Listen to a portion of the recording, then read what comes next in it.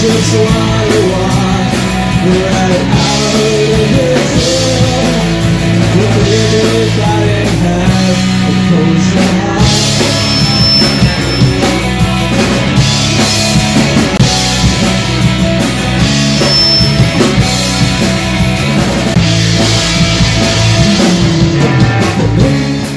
Hey, how's it going, folks? Thanks for stopping by another ADHD video.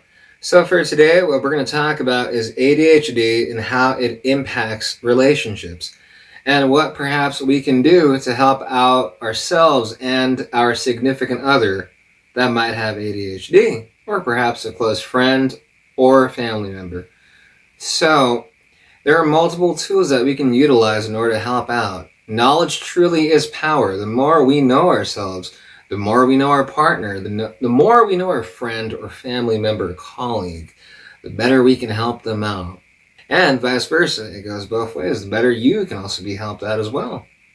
Whether it be by you refining yourself or by somebody else helping you out with the needs that you need. So while in grad school, thankfully, I was blessed with quite a bit of helpful resources they provided me that I wanted to help you guys out with too, because they have been of a lot of help to me. And after reading so many posts on Health Unlocked about one partner being fed up or up the wall with their significant other or spouse, and after speaking and working with a lot of people myself who have ADHD, and seeing the struggle in their own relationships, I really want to bring some insight and I really want to bring some help, because having ADHD is no joke, as I've said in a lot of other videos. So I really want to help you guys out with that.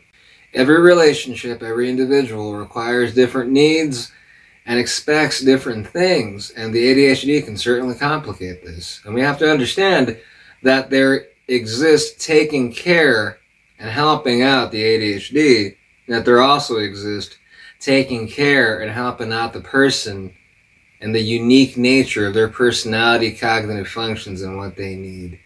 So, and this one's going to be a little mixture of both. So I wanted to provide a couple of resources to help you and your partner out. Let's do a little deep dive, shall we? Resource number one, we have the Myers-Briggs, the infamous MBTI exam. Carl Jung and the 16 personality types. Now, amongst those 16 foundational personality types, there exist subvariants of those personality types, and there are millions of subvariants. So you can have two people with the same personality. They can be two different people entirely. So what I recommend you do, I left the link down below, where you can take the examination and find out what your own personality and cognitive functions are. And then you can find out your significant others as well. So I recommend you take the test 3 times and be completely honest. And if you don't know a word or what something means, please look it up. You want to be as realistic and as honest as possible to yield the best results. So I recommend you check that out. And then you find out more about yourself. And it's going to help you understand more of this video. And then perhaps, if you'd like, you can watch one of my other videos, ADHD, and how it impacts the different personality types. It'll give you a lot of insight into the pros and cons and how ADHD is involved. Moving along, we have the second helpful link and resource being provided by yours truly. We have the 5 different love styles.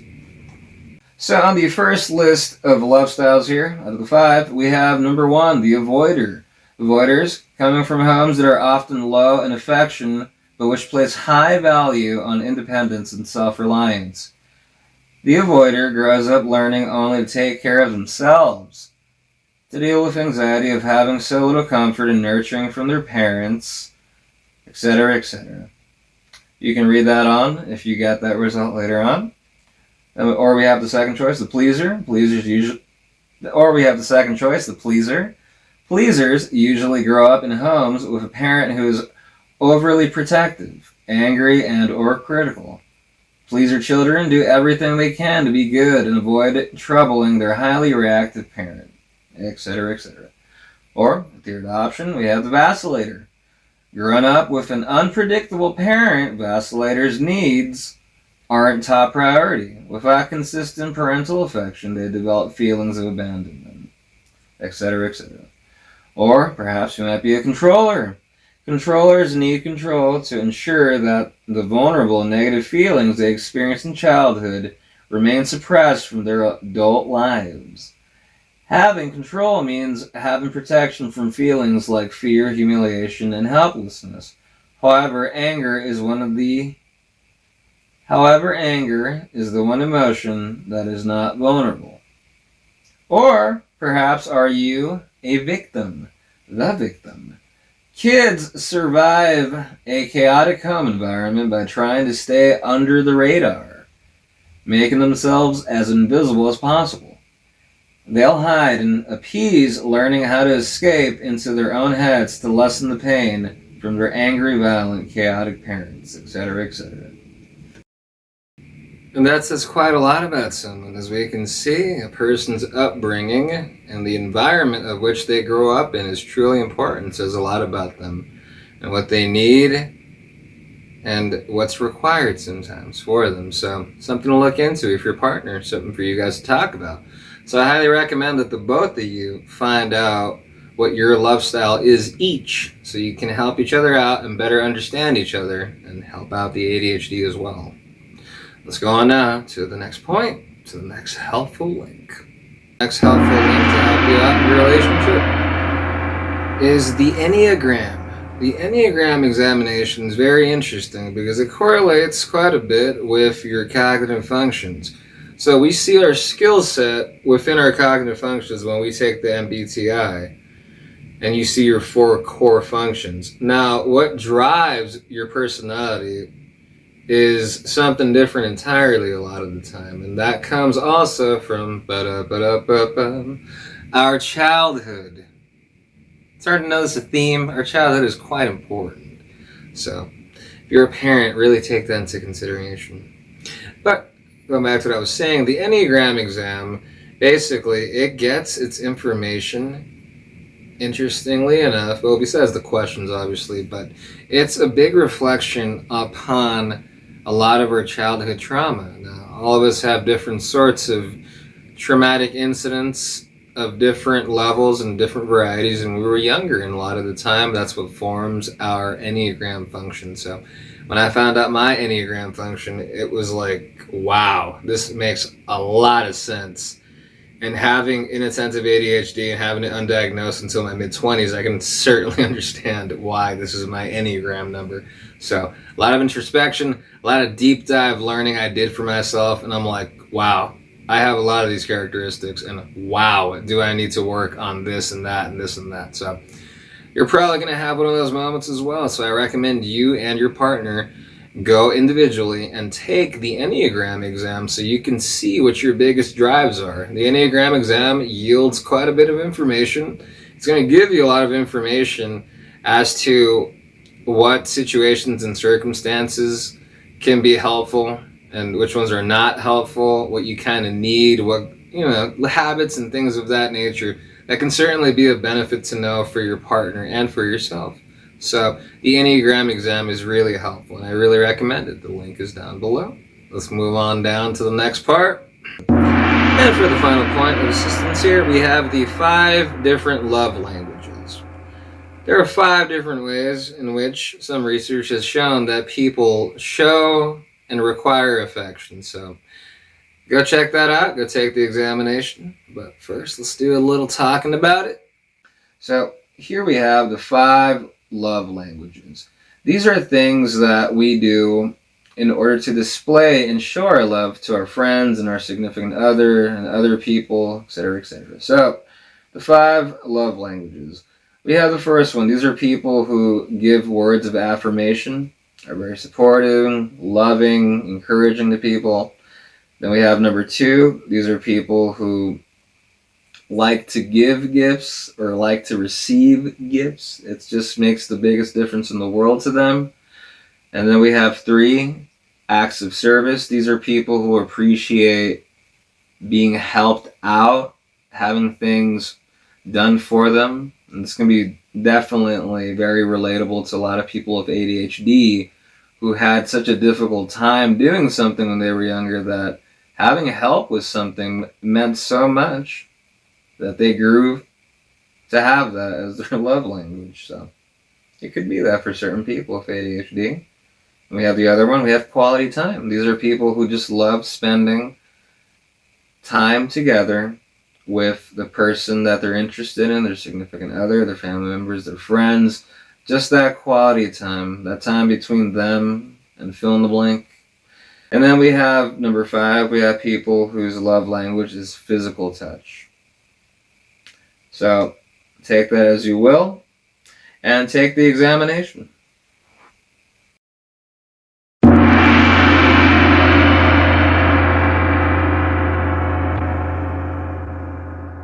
Hi, how's it going, everyone? Evening, everyone. So for today's ADHD special, my mom, my dad always told me, when you're working with someone, why not bring the goddamn horse to the freaking rodeo, so to speak.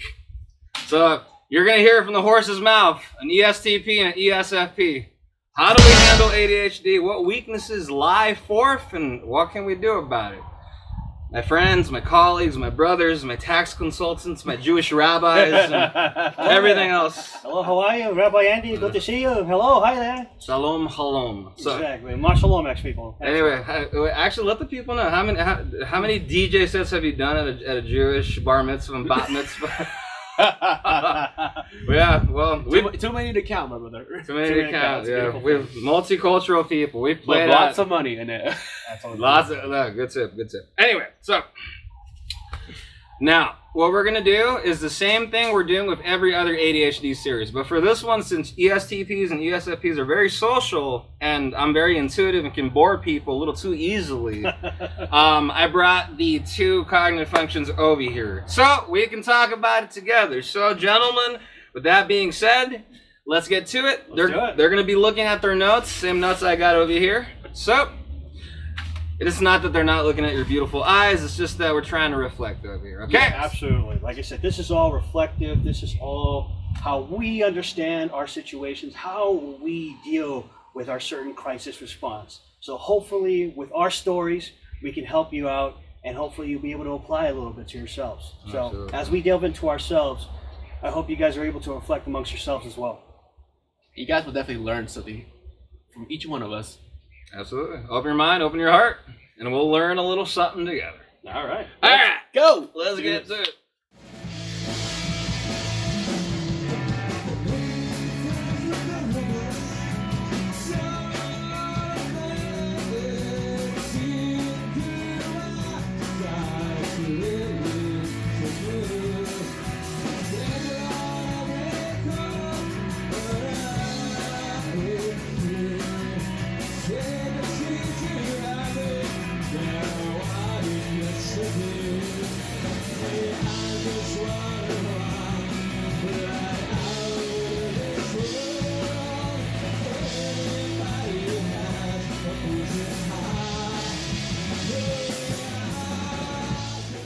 How do you guys feel about these definitions here of the strengths and then I guess of the inferior function?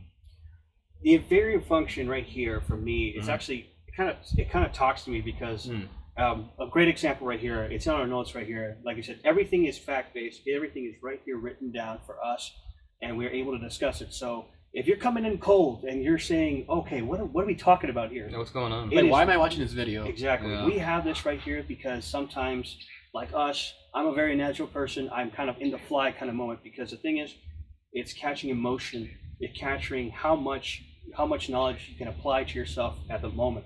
And of course, never say that I can't do it. You have all the tools right here. You have your companions here to help you out. This is not about singling one person out. This is about support. Yeah, absolutely. You know? So, like I said, if we don't have the direct answer, I have my 2 compadres here to jump in with me and to help me guide my way towards the right answer, pardon me. Absolutely. Yeah. Oh, yeah. And you guys, all these points, when we talk about the strengths and weaknesses, they're not all going to apply to everybody. Exactly. So we are going to talk about what some of the ones that do apply. We're going to talk about, hey, what did we do to help each other out with this? How did we improve upon it? So anyway, with the definitions here about the SE strengths of being, what did it mention here about using their natural adaptability, confidence, and optimism to construct the foundation of their identity?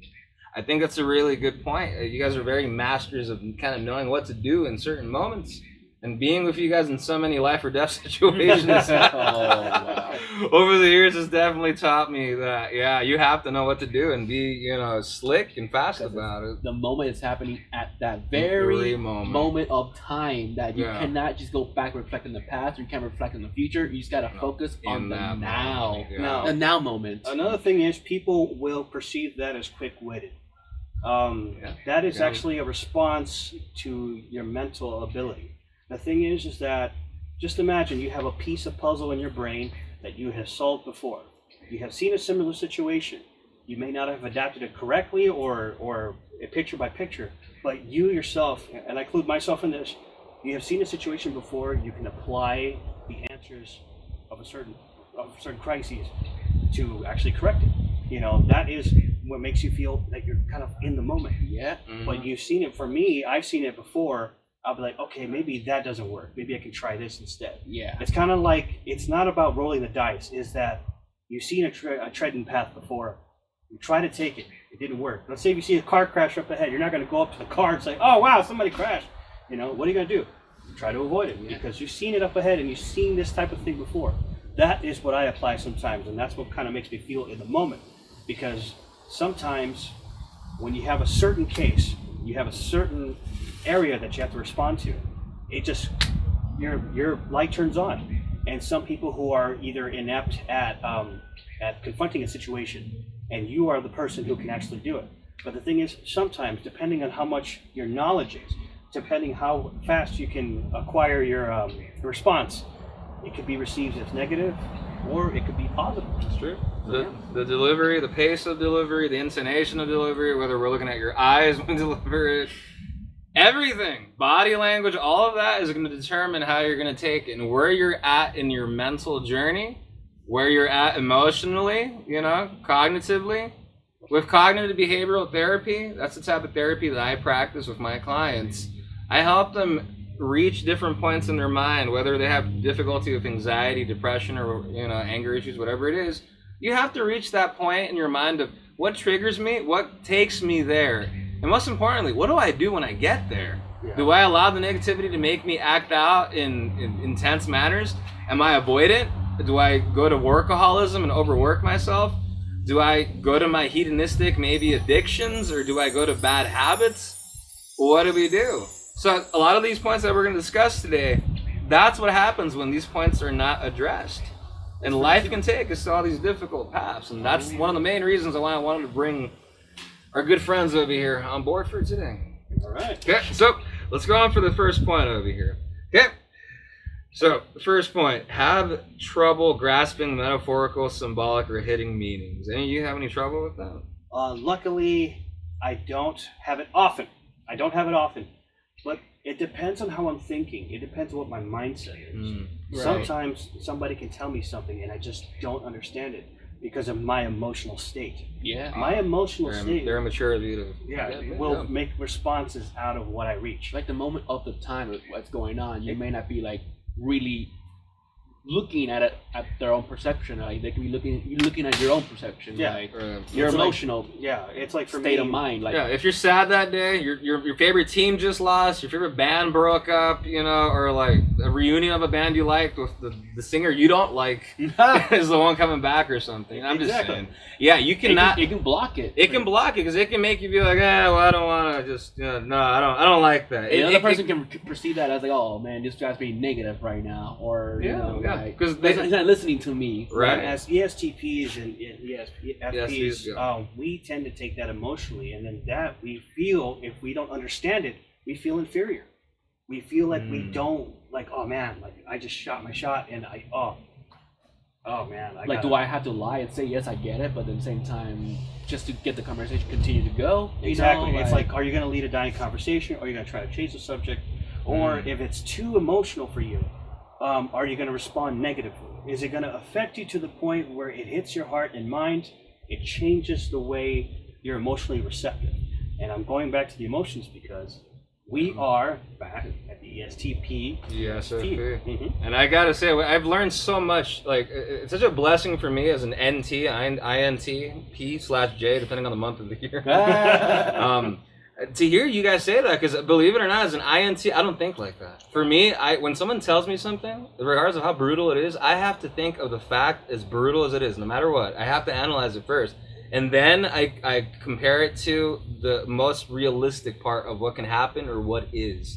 I have to search for fact and logic and the truth. For me, if I don't do that, it's almost like, what are you doing, dude? Like, just look at the facts of it. How I feel about the facts as an INT doesn't really matter to me. Right.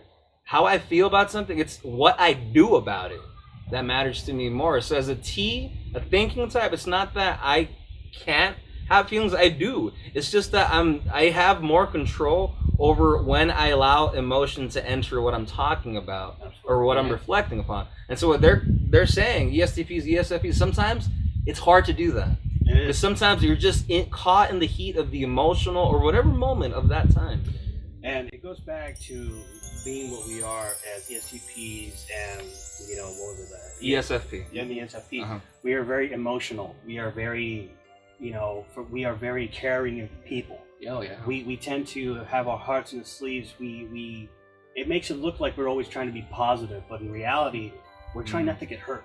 Wow. We are trying not to get hurt. It's a thing that we have to perceive. People can look at us and be like, wow, that person's confident.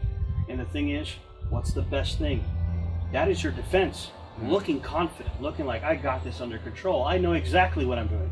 When in reality, when in reality, you're using what you have gained throughout your time, your history, going to school, being cool with your friends. You can use that as an emotional front, which can be your defense. That is your emotional wall that you put up. So I definitely have understood that, as an ESTP, ESFP person, So you have to really try to, I'd say think about it a lot, but the thing is, and that's our mistake as well. Yeah. We can be very, very emotional. And the thing is that depending on who the person is, depending on what type of, psychological state, physiological state as well, depending on how, your serology, your body chemistry, it can affect your mind completely. You can be an emotional wreck, or you can be as cold as ice. Yeah. You know what I mean? True. Also, that goes back to the hidden meaning or symbolic. If you see somebody cool as a cucumber, what are you gonna do? You're gonna immediately adapt to that person who's cool as a cucumber, because he is calm. That is what you want. But what happens when you have a crisis? Somebody's house is on fire. Now that's a little extreme, but the thing is, what would you do? Would you be a hero because that's what you've seen, or would you run away and call the police or call the fire department? Those are the things and options, and of course there's a lot more that you have available to you. And the thing is that perception, understanding some of that metaphorical, Symbolism? Yes, the metaphorical symbolism that catches to that. Some people just can't get it. Some people see a burning house. Yeah. Some people will see it. Some people will see, oh, the house is on fire. Oh, well, Unfortunate. Yeah, that's unfortunate. And the thing is, that's a logical response if you're not involved in that situation. However, if you're involved in that situation, it can be very grave, and it can get a crazy response. Yeah. How much do you allow yourself to enter the situation?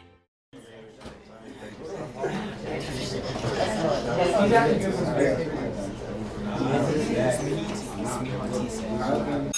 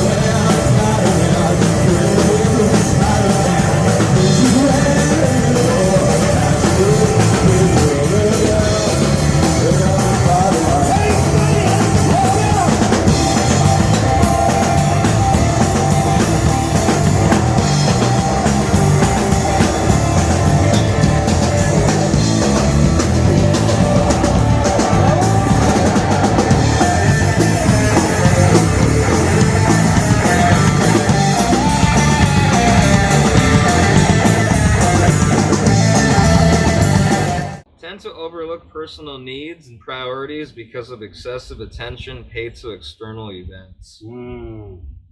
Isaac, you want to elaborate a little bit on this one? Yeah, that one unfortunately doesn't really apply to me because it's like when it comes to certain attention, like it doesn't really like I said, I do work, the free time that you have. Okay, exactly. The only way that could apply to me attention-wise is like the fact that you're trying to promote yourself. Like if you're like, let's say you're a musician or you're an artist or comedian or anything like that.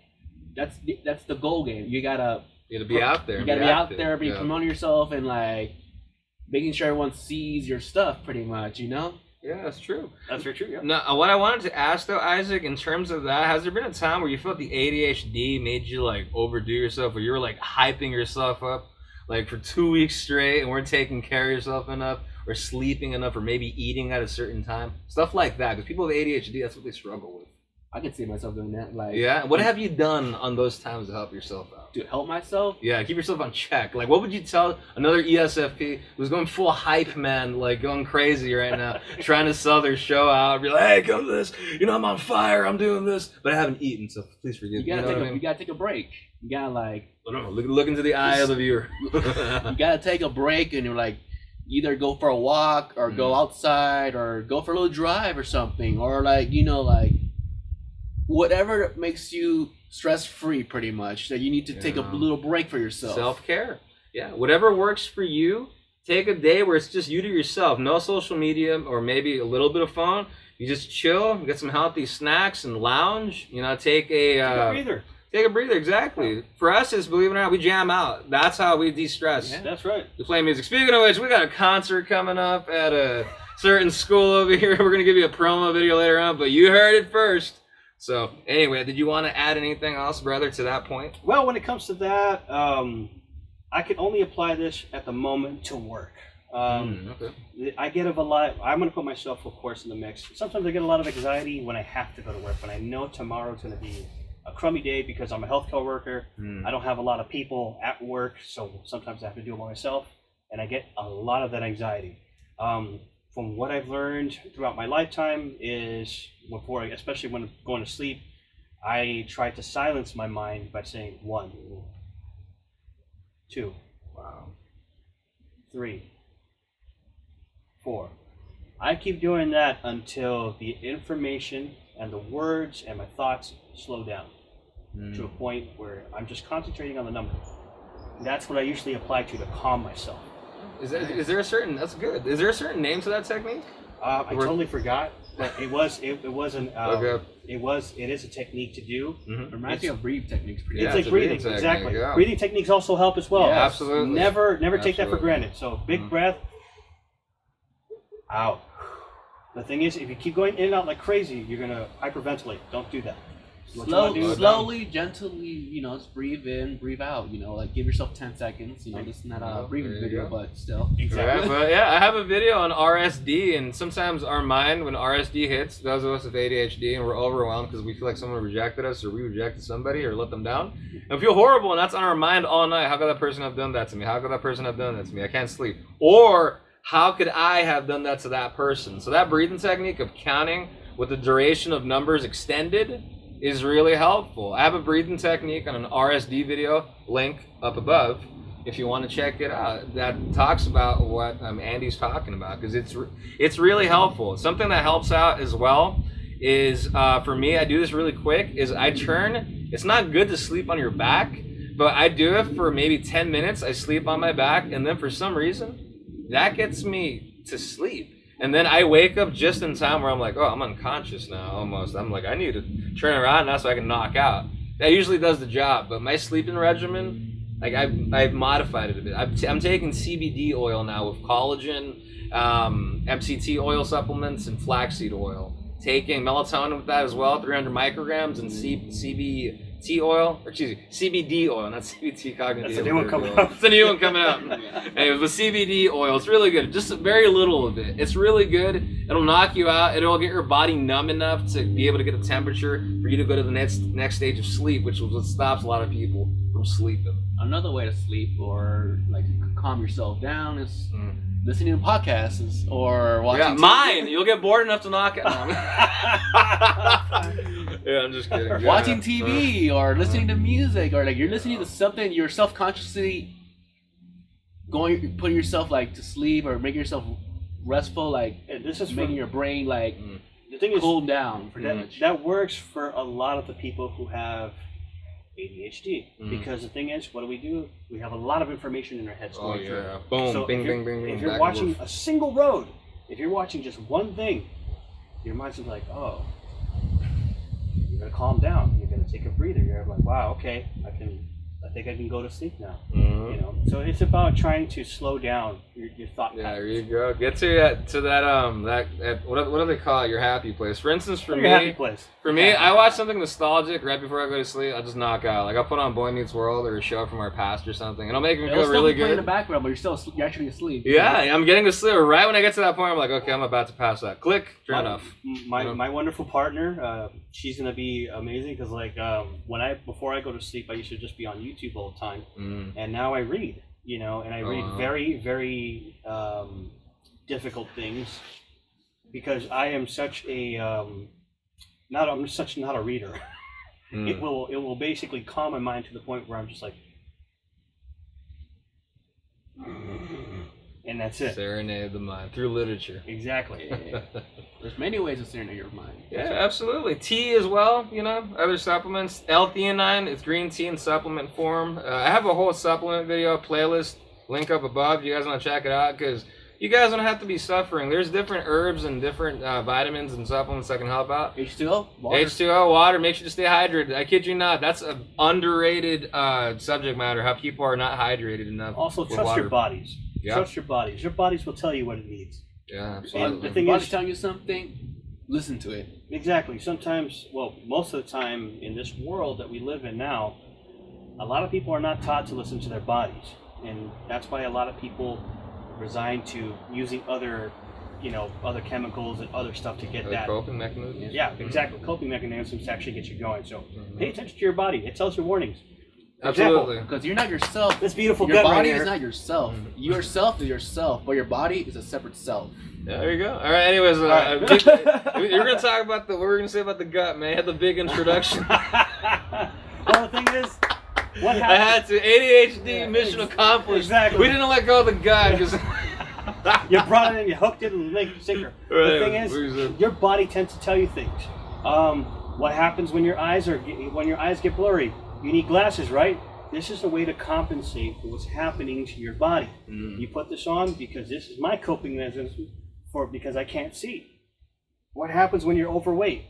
You start having higher respirations, higher heart rate count, your blood pressure goes up.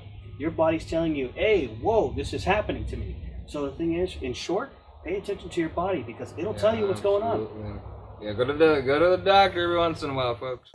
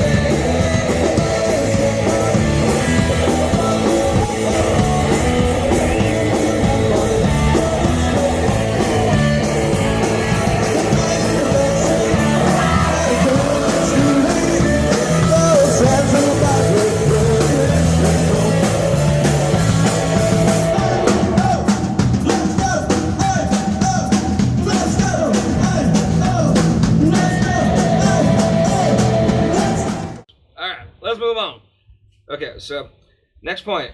Difficulty seeing that their actions have wider or longer term implications.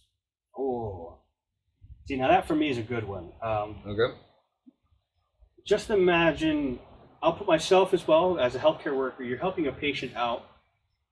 You go through all this battle, you get cursed at, you get yelled at, you're clean as butt, you give them the proper pain medicine. But sometimes you don't know what they do when they leave. You don't know what happens to them when they leave. The thing is, you don't know those implications. You don't know what you've done to the person after. You know, just imagine you play as us musicians. We're gonna pump ourselves. We played that one show. and we thought it was a throwaway show. But then all of a sudden we see like one of our heroes. For me, example, Ace Frehley showed up to one of my shows. Oh, no way, really? And he pulled us over and he said, "Hey, you guys are pretty good. You guys have a lot of stuff. A lot of moxie. Yeah, you guys have a lot of stuff." Classic Ace. The thing is that it's a thing. The wider implication was not there. We were just throwing it away. We didn't know what our actions were doing. The thing is, as a performer myself, I just kind of throw myself out there, see what is being received. I don't know if somebody's gonna, talk to me after or tell me how I affected their lives, because you won't know until it's over.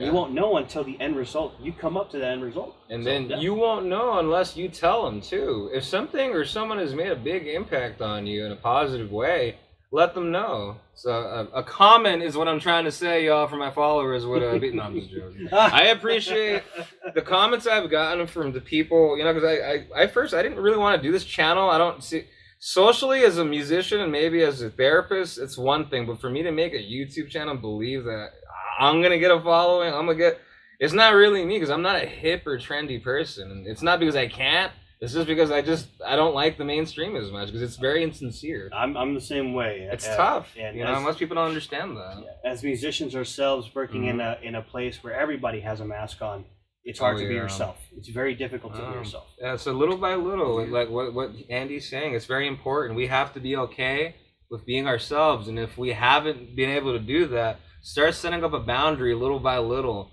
to your family, your friends, or those you feel are not letting you be yourself. Reflect on whether what you're doing or not is going to be harming yourself or others around you.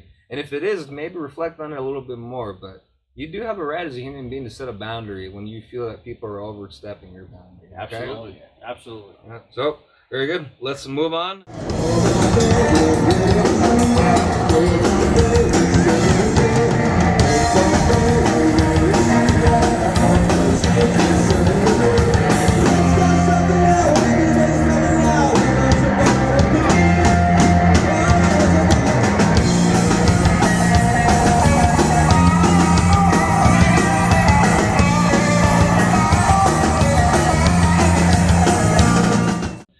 Difficulty understanding that making good choices involves carefully examining what makes behaviors as existentially meaningful and significant. That's a pretty deep one. That's a deep one, and that's a lot of time. Yeah. I'm going to tell you, as a person myself, as a very emotional person, it all depends on the choices you make. Making a good choice doesn't necessarily mean it's the right one, Oh yeah. Mm-hmm. And to me, just imagine you're watching yourself. You're putting yourself. Let's say, just an example. If I yell at my partner Allie, and if I tell her, "Oh, you did this. Why'd you do that?" And the thing is, I got it out of my system, but it was the improper response, because now I'm going to get into an argument.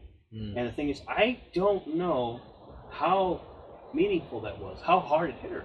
Like, I didn't see, I wouldn't know, because right now I was emotional. I wasn't able to control myself. Oh yeah. This is all metaphorical. I haven't got an argument. I love you. Feel the love, Bible. Feel the love.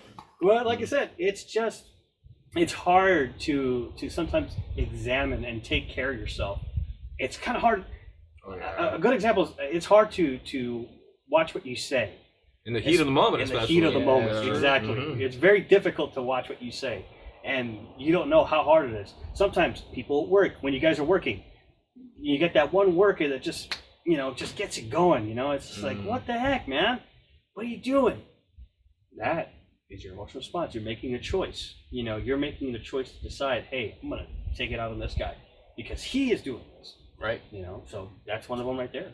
Driving too. Driving. Oh my God. Road rage is like. Yeah, absolutely. Oh boy. Yeah. Oh man. Yeah. The thing is that I'm being honest with you guys. I have been through a lot. I've had a lot of healing. I've had a lot of realization. I've had a lot of support. I've had a lot of love. I've had a lot of hate. And the thing is, with everything accumulated, I've grown to a person to say, hey, you know what? If I need help, I have no problem. I have a good support system.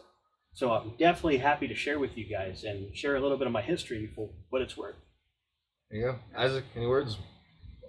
Good words. Well, here's Good words. Good words. Yeah, that covered, vocabulary. yeah, that covered a lot. Yeah. So Or enjoying the sunset. That's enjoying for the sure. sunset's going down. All right, so what we're gonna do, you guys, is we're gonna give you all part 2 for this. This is just gonna be a part 1. Here's our good friend over here. He's got a gig with Ace Frehley. He networks and. Yeah, he says he likes my stuff, so I gotta go talk to him for a bit. Frehley's Comet, man. Opening up Andy on guitar. But it's always okay to be emotional. You always gotta.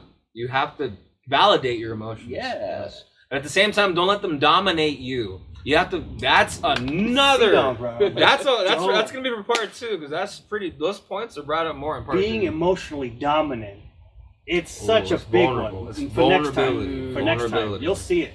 And the next one's gonna be a hard one, but because like I said, I'll try to be as honest as possible when it comes to that stuff, because sometimes you got to understand, let's say for example, doing drugs, drinking, can affect your emotional state. But if that's all you know and you refuse to do it, you refuse to understand what you're doing wrong, you feel like you've done nothing wrong. So the thing is, that is an emotional state that can be very rash. It can be very, very stubborn, and people won't be able to interpret that because now you've encased yourself a little bit. But that's for next time. That's a big one. That's a good one. Yeah. All right, so one more point to end off for part 1. Okay, folks? That's right. All right, so... Everybody clap your hands.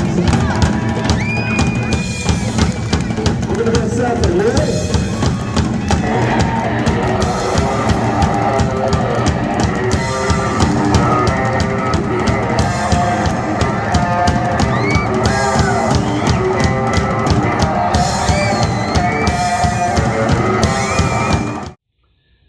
Rely too much on external sources for mental, social satisfaction, often dislike being alone with themselves. For me, luckily, for me that has changed quite a lot, actually, because of this wonderful state of affairs that we have today with COVID. I have learned to be by myself. Of course, with my significant other, I've learned to appreciate it. The thing is that for me, being alone is no longer a death sentence. It's no longer socially awkward. For me, it kind of broke me away from the competition.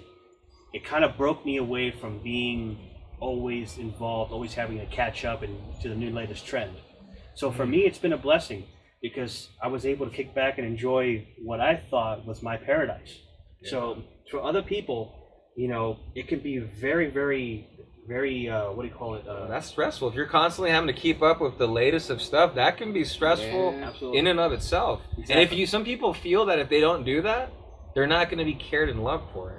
Exactly. Believe it or not, guys. So exactly, we have to be careful and understand that regardless of whether we know that or not, like I'll tell you something, I am not hip, I am not trendy, but I don't ever feel that those close to me, they're not going to love me because of me not noticing what the latest viral video or thing is. Yeah. No. I mean, for some people, it helps them out in their job maybe or in social circles, but don't ever believe that if you don't do those things, you're not going to be loved and cared for. And if you have friends that truly do not love and care for you, if you don't do that, then maybe it's time to start reflecting upon whether you should continue to be friends with those people or maybe associate and open up to a new possibility. And if they're your family members, be open to talk about it. It's very important. That's right. There's a lot of social links that you have to sever sometimes, but it all depends on your willpower, and it also depends on your emotional state and your ability to control your emotions. Yeah, and a lot easier said than done, right, guys? Absolutely. Side note, like you mentioned going to the show, but like you're at like a concert, you're enjoying yourself, but there's other people who are just looking around, being alone, be like, oh man, what should I do now? Like, who do I talk to? Yeah. Instead of enjoying the moment of the show itself. I'll tell you this. Isaac, you brought me back to one thing. My beautiful, wonderful partner, Allie, she went to England to go study abroad. And I was left alone for 6 months. I remember one particular day where I felt truly alone. I felt depressed. I felt like I look pathetic. And it's because I look pathetic. I went to this Japanese restaurant by myself at night, and I was just, you can see the misery. I was putting it out there on myself, and I just got a little plate of food and a beer, and I couldn't hide my misery. I couldn't hide that I was alone. You know, I like being with my partner. I love being with her because I'm attached to the hip. I'm a lovebird. Like I said, I'm emotional. I need somebody that can say, hey, you know what? I accept your emotions. I accept them. And if you do that, for me, I can take on the world. But when it's gone, when the ability to communicate with that person, not by phone, because I am not a phone person. I don't like texting. I'd rather call you. I'd rather talk to you in person. But when texting, you just emotionally distant, and it can really, really affect it. It can damage anyone's relations. Yeah. So when I was finished with the Japanese restaurant, I felt truly, truly alone. I felt like I had nothing left. But in reality, it was just a moment in passing. Yeah. Once I started eating, once I started getting, you know, a different state of mind, I calmed myself down. You know, you just eat and you get out of that moment and you go back to what makes you happy. You know, codependencies can be a damning thing, of course. But also keep in mind that for myself as well, I was trying to keep myself in a positive mental state, which can be very difficult at times. Yeah, if you're not taking care of yourself and your needs internally. So, well, with that, any words you want to add? I have no words, but just to like always be yourself. Don't be afraid to go out there and like enjoy your time, your moment in life. And don't be afraid to admit your vulnerabilities, like what Andy was saying too. And for those of you who are dating perhaps an ESFP, one more time. And for those of you who are maybe dating an ESTP or an ESFP, what he just said from the heart, that's what they need. That's what some ESFPs, ESTPs need. They need their partners to validate that stuff for them. And then maybe in Andy's case, he's dating someone who's an introvert. The needs are different, but they respect each other to know what they need. And that's what it's all about. And that's the reason why we're making this video, to help people with ADHD and people in relationships with those with ADHD of these cognitive functions know what to do when these mishaps in life occur. Yeah. Because we believe in y'all. We believe in you. And like I said, we may hardly know each other. But like I said, if we ever were to talk to each other sometime and I see some of you guys out there and you guys have that emotional state and emotional ability to approach us as a friend one day or as an acquaintance, trust me, we'll receive you guys with open arms. Absolutely. Because that's what they did. You did that with the boys here, and we should be able to do it to you guys too. So please, like always, support yourselves emotionally, you know. And remember, you're loved and you're cared, even though sometimes they may not show it all the time. Yeah, there you go. Quote, one love, one all. One love, one all. Man. One love, one all, one race, the human race. All right. All right. Until next time.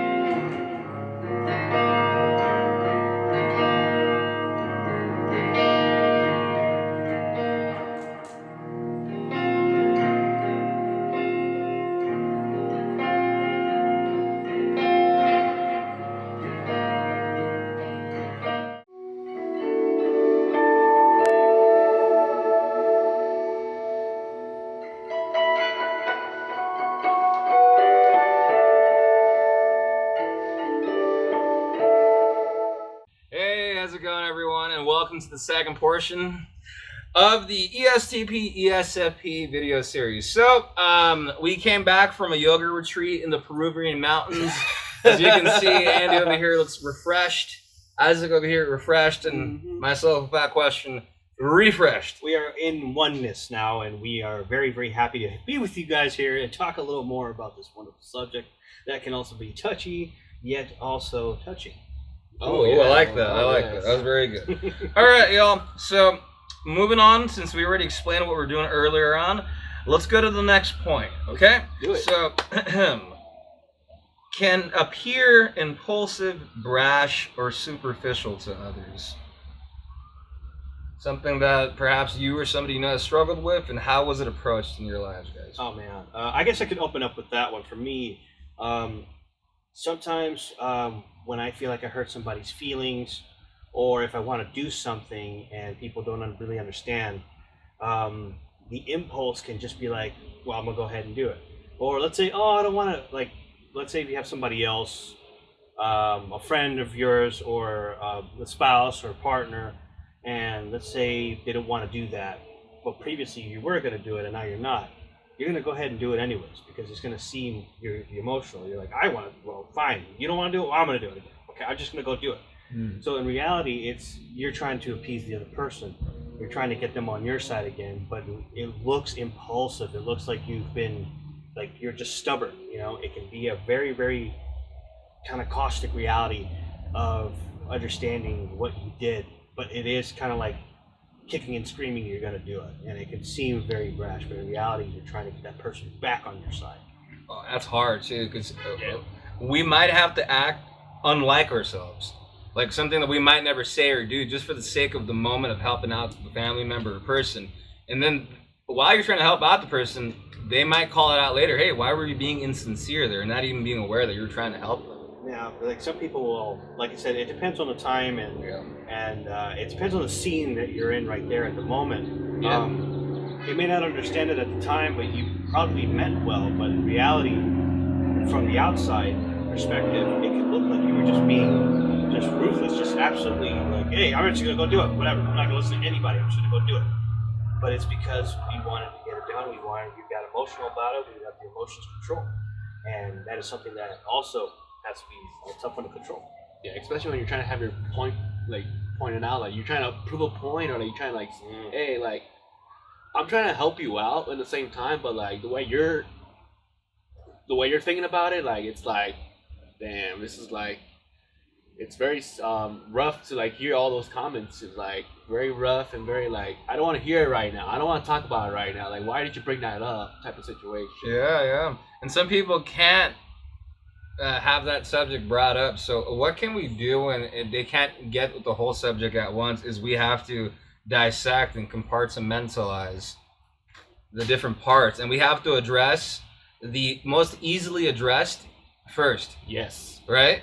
And then we have to build up to that, to the other parts over time, because the person might not be ready all at once in that moment. It could take weeks, not hours, or years for some people. No? Yeah, like you're like you can be stuck in that same part like for the rest of the the time, you know. Yeah, of that day too, unfortunately. And of course, with time, unfortunately, becomes a very it's like a wound, unfortunately, and then it becomes a very sore issue. Yeah. So there's things that can be brought up that you've done in the past that have seemed and appeared brash and rude, and you're trying to get over that, but people will remember that. They'll try to bring it up, bring that emotional out, the emotional state, the emotions out of you. That's tough, especially if they know you. Andy brought up a good point, so did Isaac. If they know you that well, guess what? If you bring something that needs to be addressed, they're going to use what they know hurts you the most. Yeah. Consciously or unconsciously. And you're going to be like, oh, come on, man, I'm just trying to help out. And then you might not want to help out again.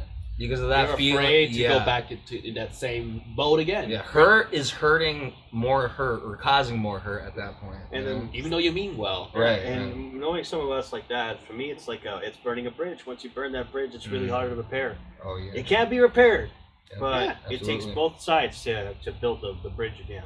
It might to the point you might lose you lose your friend or lose a partner because of that. You know, even family members, you can lose them because like they don't want to, work it out. It's true. I mean, you look at the idea of, how we just had Thanksgiving a couple of months ago? Yeah. Well, they're now, if you look at online articles, they're talking about Friendsgiving, where like the people of our age, our generation, people in their mid-20s or 30s and stuff, they're like, okay, my family is not being cool with my life choices. They're not being supported. We refuse to change their mind. We're going to go have Thanksgiving with friends that are like family to us, who are open to love and care for us, how we are and us to them. That's starting to grow. So what I would tell people of the older generation, or people who have such high standards, is to mellow out a little bit. You don't want to lose the relationship and burn that bridge the way Isaac and Andy were talking about with a family member of yours. If something's hurting you deep from within, we have to get to know each other. We have to really dive into our mind and our psyche. And it's really hard to do that the more we've been hurt, because we think if we talk to somebody about it, they might use that against us. And unfortunately, some people will, but not everybody will. I feel like it's going to be a generation damage between each generation. Absolutely. Oh, that's a big picture perspective. Yeah, absolutely. That's a big one. So looking into that too, that can help heal a lot. Looking into the generation of your parents, perhaps generation before you. For instance, in our generational time, for us to talk about our emotions, our parents were very busy, and they would just be like, "Listen, you get emotional or start crying, don't make me give you a reason to legitly cry." Right. Yeah, we weren't validating what's going on. I mean, don't get me wrong, we did get that validation, but not all the time. Absolutely. And only for important matters. Yeah, only for really kind of important matters where it's pretty risky. But for other stuff, though, in our era, there was not a lot of validation in that. You even look at the shows; they didn't really show that in like a lot of shows of us growing up. It's like teenage love relationships. Like teenage love. Yeah. That's not important. Like for those generations like before us. Oh, I see. In certain cultures, what Isaac is mentioning is that certain relationships, it's not encouraged. Because it's like you got to focus on A, B, and C, and a relationship might lead to trouble or fill in the blank.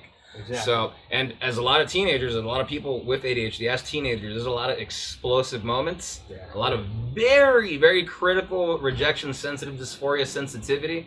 That if that isn't addressed because the kid or teenager is afraid to talk to their parents, because hey, guess what? The parent's not going to reassure you. They might tell you, what the hell are you doing? You're not supposed to do this because the culture says you're not supposed to do this. That's assuring the cultural emotional aspect, but not the core individual aspect of meeting the teenager where they're at. And if that doesn't happen enough, there's going to be a lot of resentment. And if you feel like you're an adult who went through that, you can work through that. Seek counseling in an area near you, or talk to a family member or friend that you can trust, who you know is going to be there to hear you out. Being heard out is one of the most important things for humans to do. We need to feel loved and connected. Those are human universal needs. Even for the most introverted person, we need to feel validated. We need to feel connected and loved. So, very deep point. Thank you guys. I appreciate you guys for opening up your heart. So, anyway, you guys, moving on to the next point, man. Well, we went from a Peruvian retreat in the Peruvian mountains to that. Well, that's good. I like that. Right back into the trenches. Yep, there we go. All right, you guys. Fire in the hole. Let's go. Next point.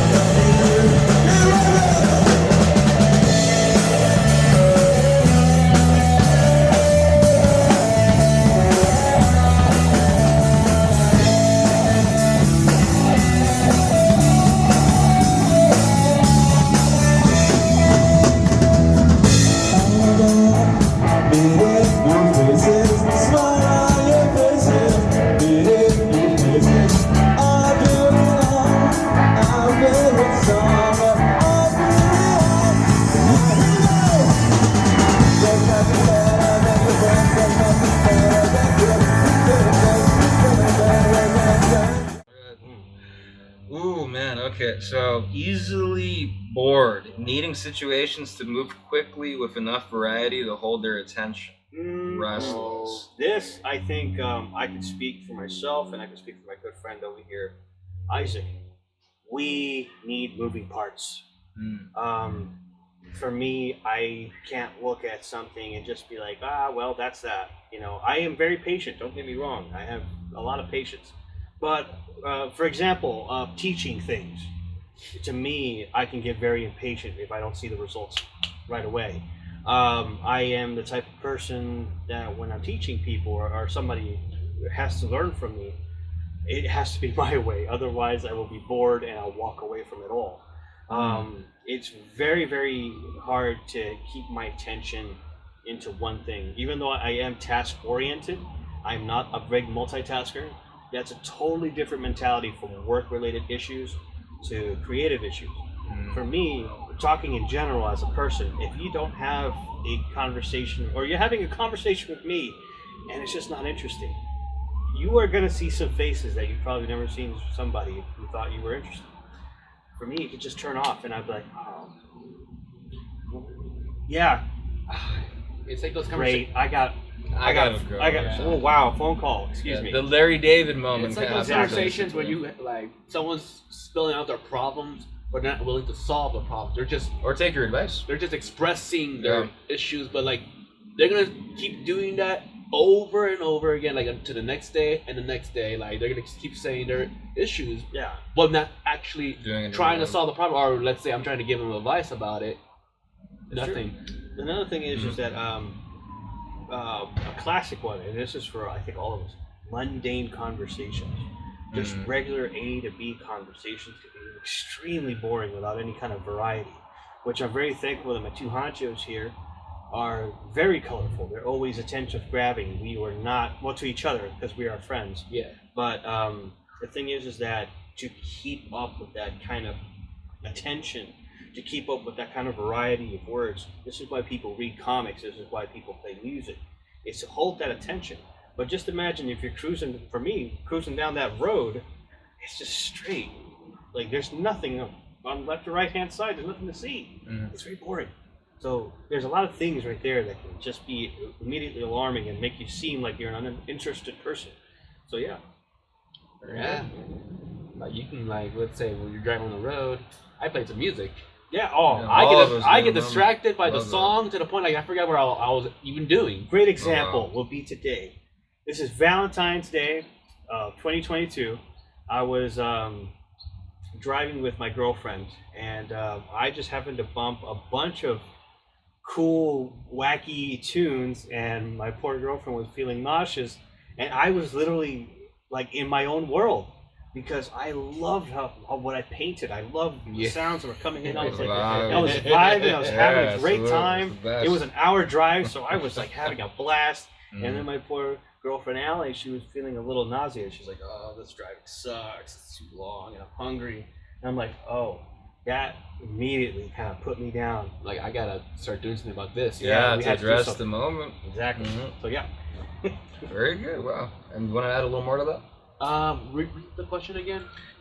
Easily bored, needing situations to move quickly with enough variety to hold their attention. Restless. Like very ADHD for sure. Yeah, for real. Like there's a lot of things we can do. Like especially now we got technologies. We got cell phones, video games. Cell phones and video games have been very helpful to me because it has the ability to hone because I have a large creative side that I largely ignored, and I put it more towards work or the career side of my life.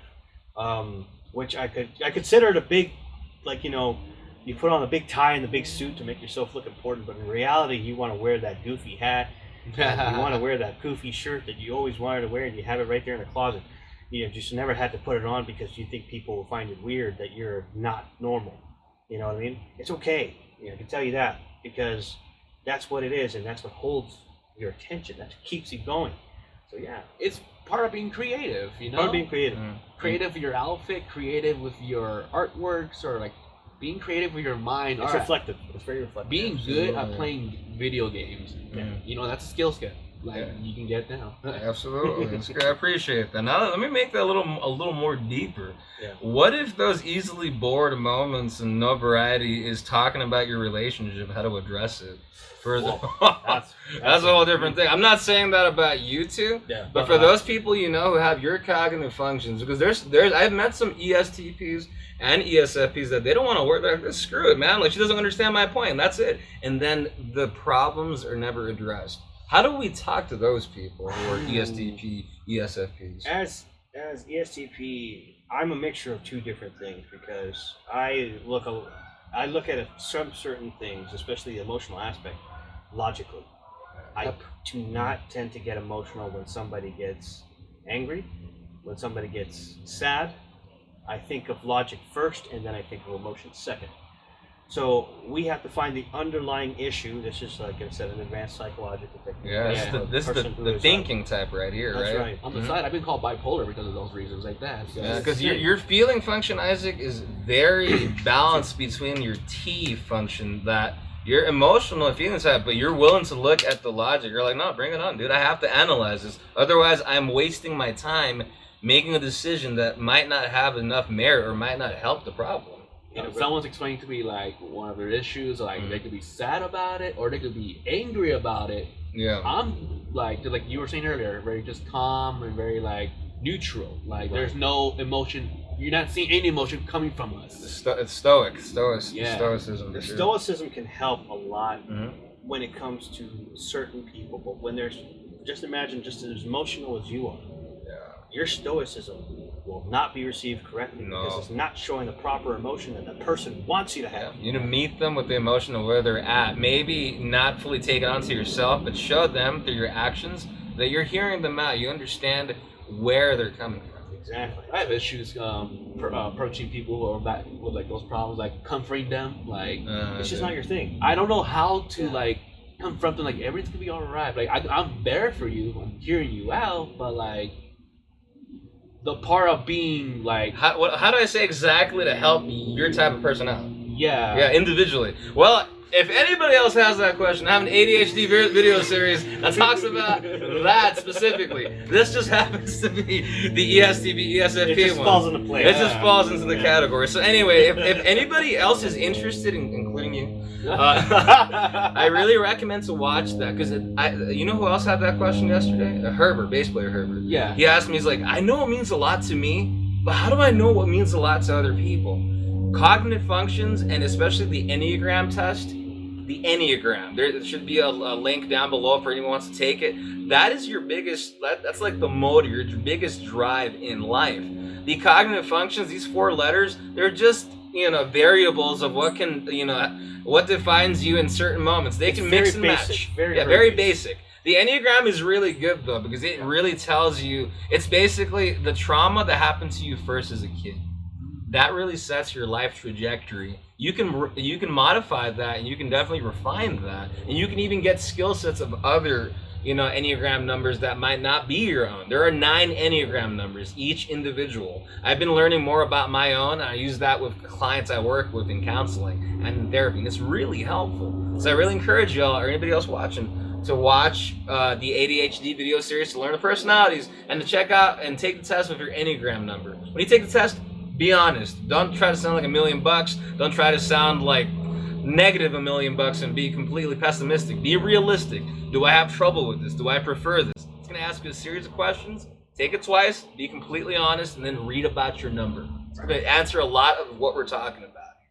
Yeah. So I'm sure Isaac and Andy as well at some point will take their Enneagram test. I absolutely will, because it's another thing to add to my psyche. It's another thing to add to me to help me understand myself a little more. Get to know who you really are. Exactly, because I'm not afraid. It's not about getting help. It's about knowing yourself more. And the more you know about yourself, the more you can basically portray yourself in a better image. Absolutely. As an emotional person. Very good. And you will be able to find out what the issues are within yourself. Another protective force people use against that is the ego. Never my fault, never me. It's everybody else but me. You do that, the ego is going to stop you from addressing your internal struggles. So this post that you see above right here, you guys, look at these points. Read those points. It can be very triggering for someone who's used the ego. Those who use the ego a lot have been through a lot of trauma. It's been unresolved. So they've had to use that.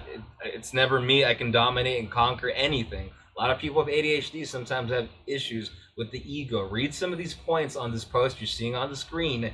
Reflect upon them and see what you can do about them. Talking about the ego, for those people who have used that to help them out, can be a little triggering, a little hard, but it's definitely necessary and needed. So to end off that point, even if a situation is a little boring or not stimulating to us, if it's important for the overall big picture, whether it be a relationship or something at work or something at school, or something with your family, it needs to be given the time and effort, for it to basically be addressed and worked on. And if it's way over your head and it's bigger than you, well, then that's when a counselor or therapist needs to come to the picture. Because for a lot of families, there's a lot of trauma and bad habits that it's so deep entrenched that there needs to be that third party to come and be like, hey, you guys, we need to work on this. So You seek a counselor in your area if you feel it's a little too much, because this, it's never the end. You have to really pick yourself up and believe in yourself. Just like Isaac and Andy were mentioning, some people, they tell you their problems. A lot of perceivers do this. They keep telling you what their problems are, but they never do anything about it. It takes one step. The first step doesn't have to be the step that's going to take you to Mount Everest. That's the lie a lot of people think. It's like, oh, I'm not going to be able to do this. It's too much. Baby steps. One step at a time. You'll be able to get up there. You'll be able to conquer whatever it is you need to work on. Yeah. Okay. All right. So let's go on to the to the next point.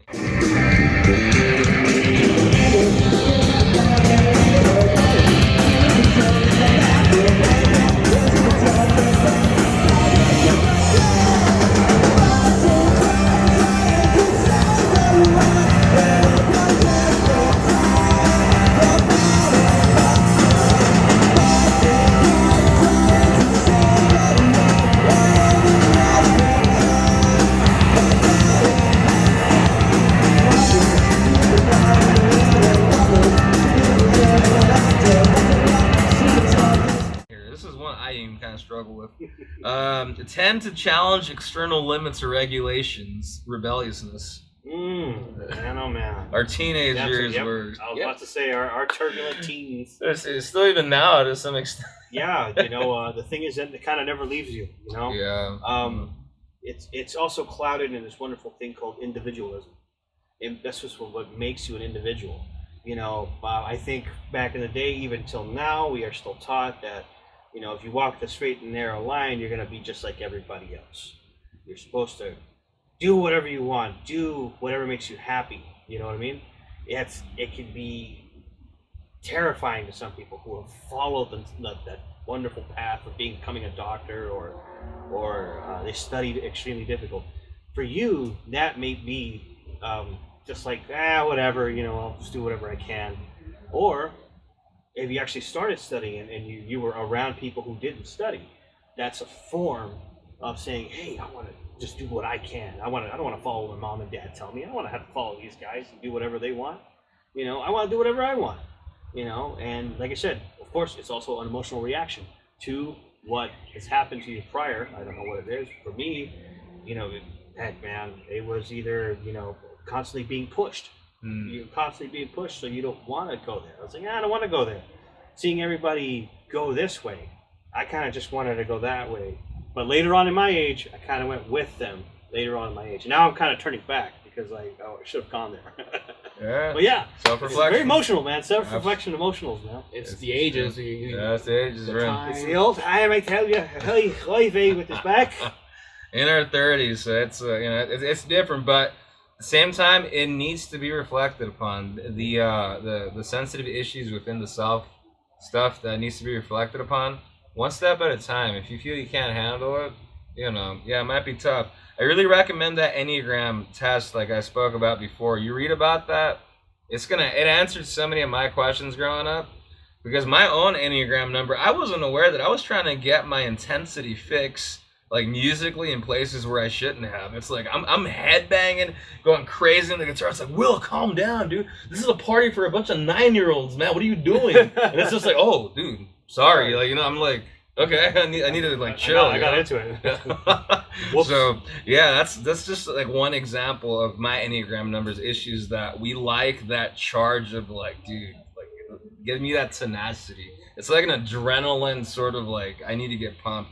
And I get like that anytime I'm going to perform or do something. Yeah. So how would I address that is if I'm going to go perform at a very calm retirement event or something like that, I need to get my fix and do my jamming out or whatever intensity before that. So once I go over to the event, I'm going to be mellowed out and ready to go and help out the cause more as opposed to trying to get my own fix unconsciously, Yeah. Knowledge is power, and applied knowledge is definitely necessary for that power to fully come to fruition. That's a great one. Yeah, right. So anyway, but in these sort of terms, you guys, Andy, my good friend over here, making it really deep. Let's make it a little more practical for those ADHDers on the freeway now when you have ADHD and you're late to something, which is very common when you have ADHD. And we're challenging all the speed limits. Everybody you're off. cutting everybody off. You're off-roading, dude. Because when I've driven with you guys, it doesn't matter how late the exit is. You guys will go in still. I know Devon Dudley, like from the Dudley Boys. Dude, according to Bubba Ray Dillon, that mother effer backs the car up when he goes to the wrong exit. No, he doesn't get off. He backs up into the freeway, and then he goes back into the freeway to the correct. I'm like, dude, wow, dude, I would. I'd be scared out of my mind. So yeah, that's basically you challenging yourself and being rebellious. Is when you're cutting everybody off because you want to get to point B. You just say, no, you don't care. I gotta get there. I gotta get where I have to go. You cut everything off. You're cutting people off left and right. You don't care about their safety. You don't care about their concern. Mm-hmm. You just want to get there. Even if you're there and your car's missing and you're on fire. Because you can feel like you actually could be able to do it. Yeah, you think you'd be able to. And it's stimulating. It's stimulating as well. Yeah, because you dude, when I've been late, dude, I crank up Duke Nukem 64, dude, like free grab bag or whatever the song is called, and I'm driving like 90, dude. You know what I mean? With like one hand only, and the other hand like on a freaking. I'm not a crazy driver anymore. I'm actually the world's oldest driver. Oh wow. I don't. When I I'm the total opposite of that now. Can't say that about myself. When I was younger, same here. When I was younger, I was like that. But me now, I like to leave on time, like an hour before. I don't drive as fast as I used to. I know where I'm going, so like 6 miles up ahead. Okay, I know I'm gonna be in this lane, driving this lane. I'm totally the opposite. Sooner. There you go. Totally the opposite. Amongst my friends, I have an inside joke. Like we have regular time. And then for me, they call it Isaac time. Yeah, Isaac. Damn, man. I did. Remember last time we were driving on Sunday? Like, Isaac was pretty behind me, and then I was driving, and then Isaac, Mario Kart style, dude, right when the 5 freeway was coming up, like, this dude just gets right in front of me, dude, I'm like, dude, and he went off-roading for a little bit. I was like, oh my god, like that's gotta be Isaac. Look how it was you, dude. I was like, it was this Coco Mountain, or like on Mario Kart 64. Yeah, it's called cruise control. So we see a giant Jeep running around going off-road. Cruise control is helpful. So anyway, you guys, the point we're trying to make with this is that like, if we're not taking care of the ADHD, we're not taking care of the neurochemistry issues, we're gonna look for our fix in very dangerous activities that could leave us injured, paralyzed, or dead in some cases. I unfortunately have worked with families that have ADHD members with different personalities, and some of them ESTP, ESFPs, that unfortunately died because of them trying to get their fix through like an adrenaline activity or maybe a car crash. You know what I mean? So we're not advocating saying do that. Please don't drive safely. Put your seatbelt on. Listen to Enya while you're driving. Don't be like me and listen to Duke.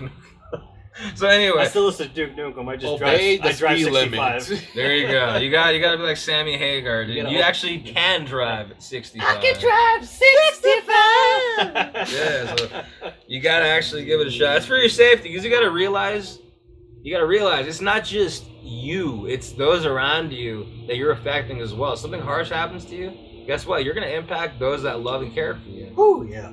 And not just them. The rest of the people around you, too. Yeah, they have their loved ones or whatever. Just because you're speeding up, because you're late, whatever, you might cause, like... Man, when I drive, especially during the holidays, I see, like, 5 accidents within the span of, like, 25 minutes sometimes.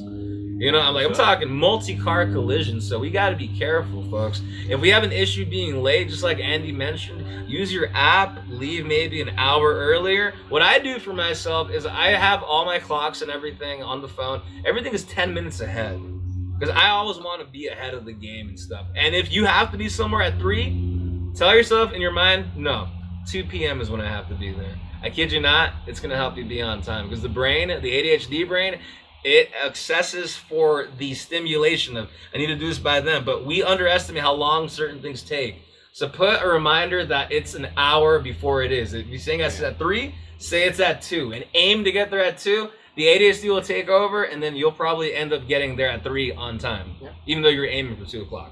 I don't know if that makes sense, but it's like, tell your mind it's an hour before it actually is. You wouldn't believe how much help that can bring some of us. Yeah. Okay? What would you do if you're seeing someone else act down that behavior? Like, how someone's like going crazy driving. You're just calmly driving.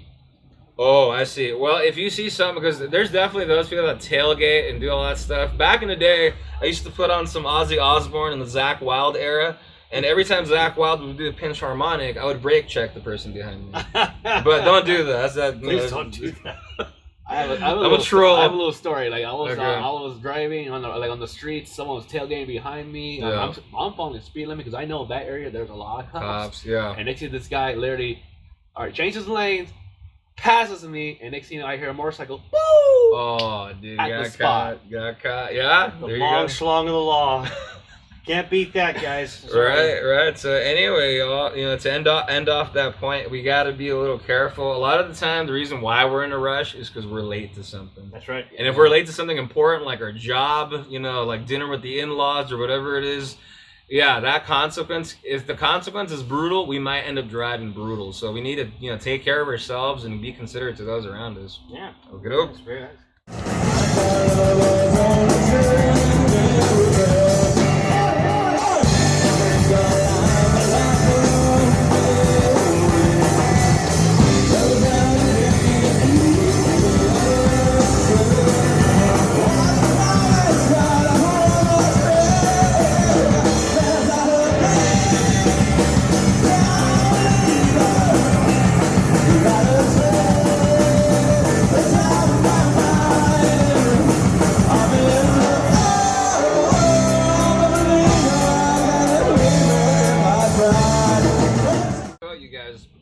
For this next point, people with ADHD can struggle with this a lot because, if we might plan something on the same day unintentionally, we might plan multiple things at the same time unintentionally. That's what using a calendar can help.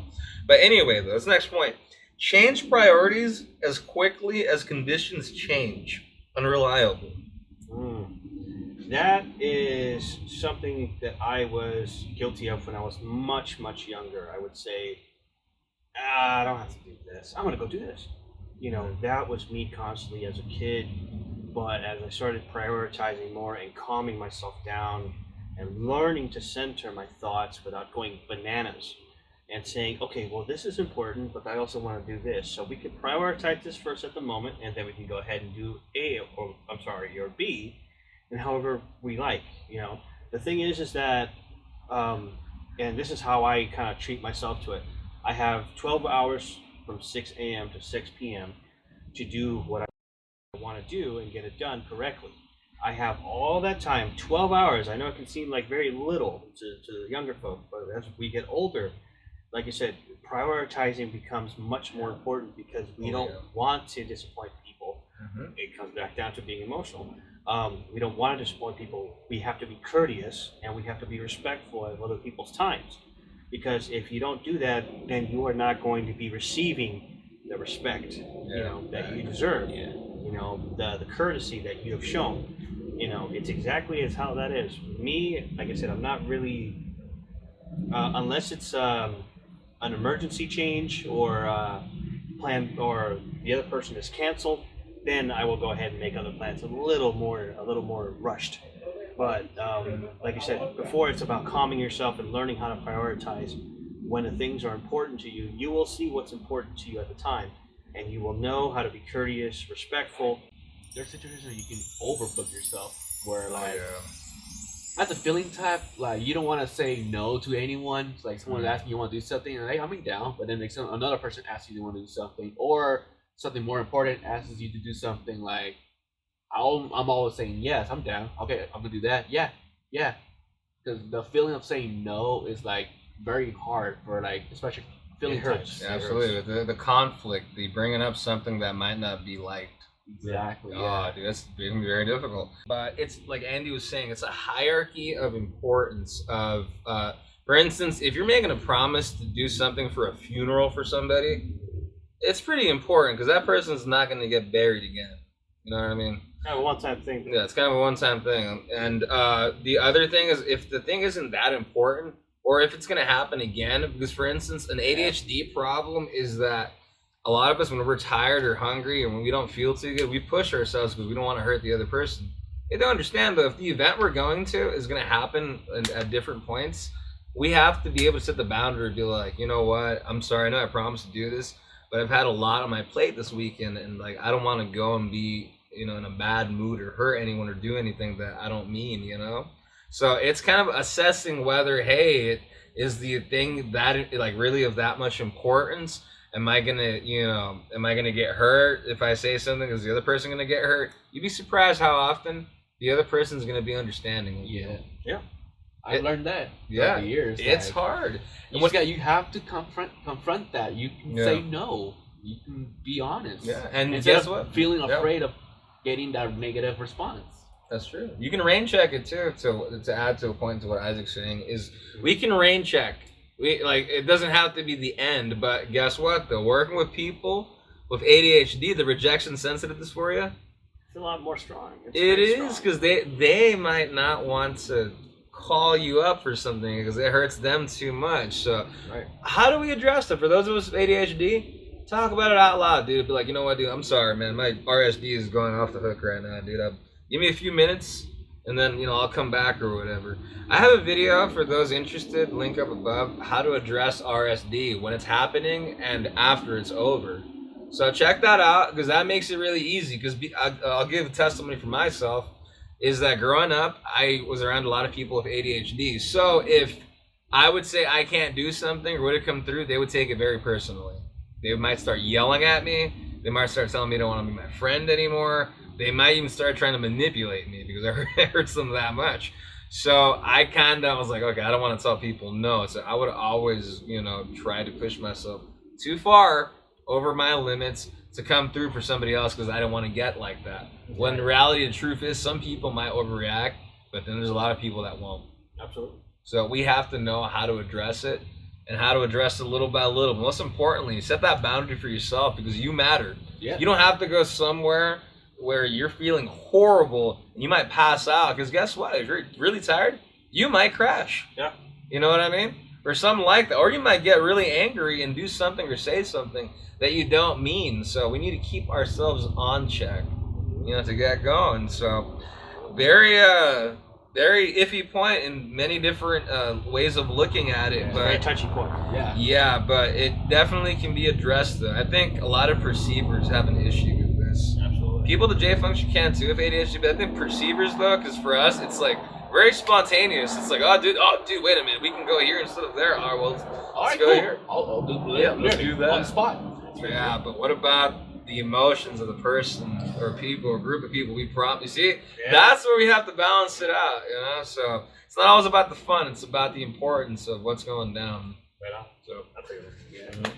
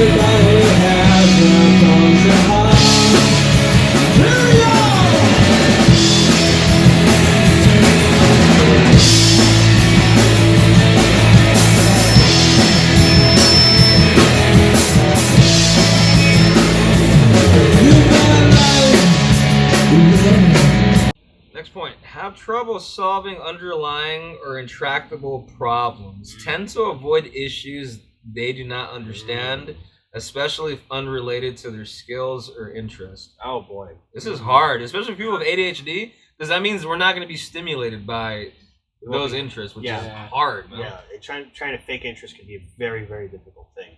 Yeah, man, that's a tough one. It's like somebody saying you like football. In reality, you have nothing to do with football.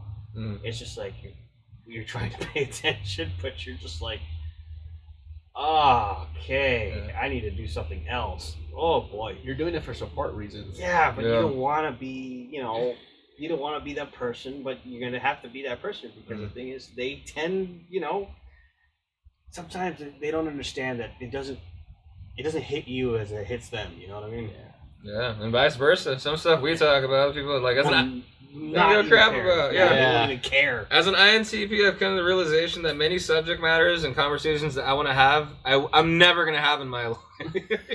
And that's totally okay, you know what I mean? It's Exactly. somewhere in the online community, there's niche communities of people that you can talk to about very unique interests that you have and whatnot. Sometimes out in the world where you work or at school, it's hard to find that. But at the same time, this goes back to, remember the promise we were talking about for the previous point that, hey, if it's important to them, yeah. So in this case, be considerate. I've spoken to a lot of people where I've had little interest in what they're talking about because it might be a little too superficial for me personally.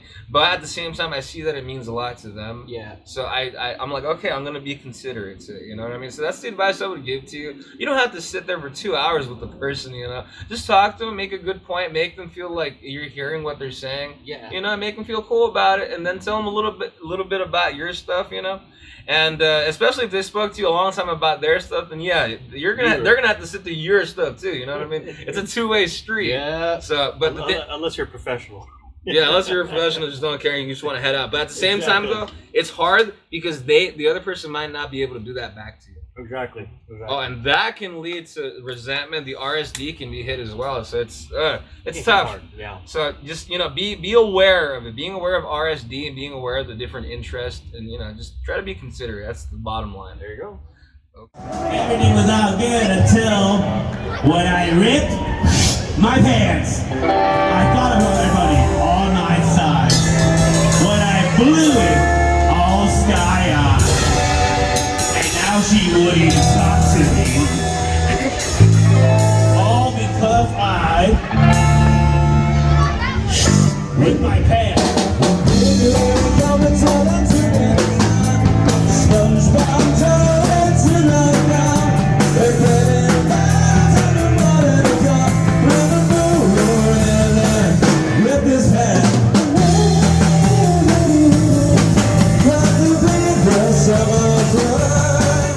So there is a high pressure to be in the zone, which means that they do not handle or tolerate feelings of anxiety or inadequacy very well. Man.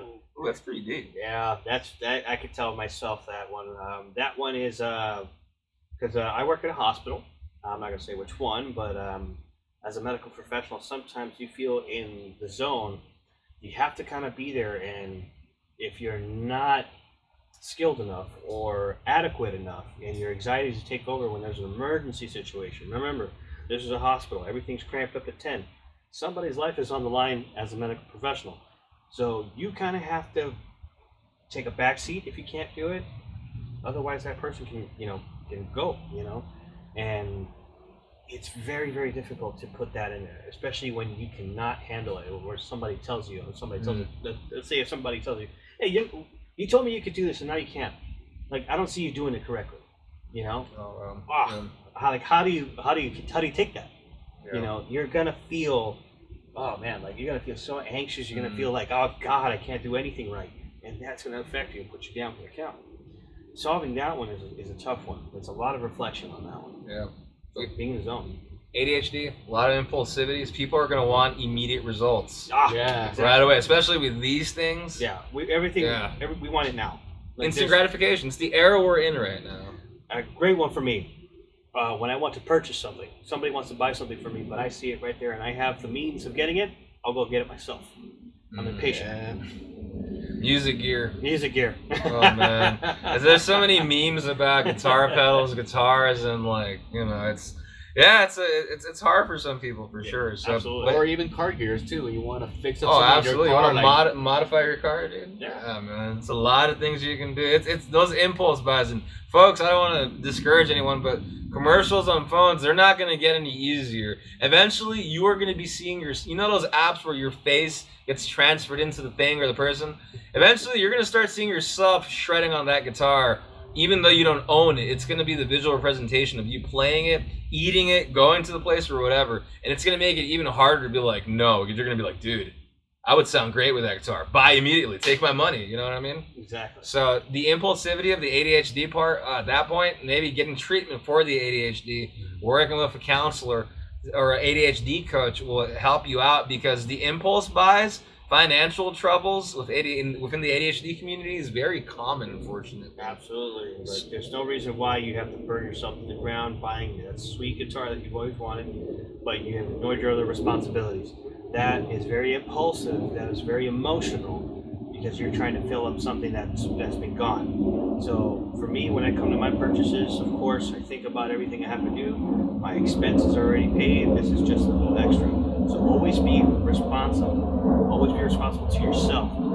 And it also shows how much you love yourself, especially being able to control these impulses. Absolutely. Yeah. Sorry, I just dumped in earlier. You want to see a good point? Oh yeah. Oh, You remember? Or? I think I lost my point. But it was, I sorry. was here. It was really, really good. But unfortunately, for the next time, he'll come out and get it. Yeah, we're gonna have to go to another yoga retreat. Yeah, exactly. Yeah, there we go.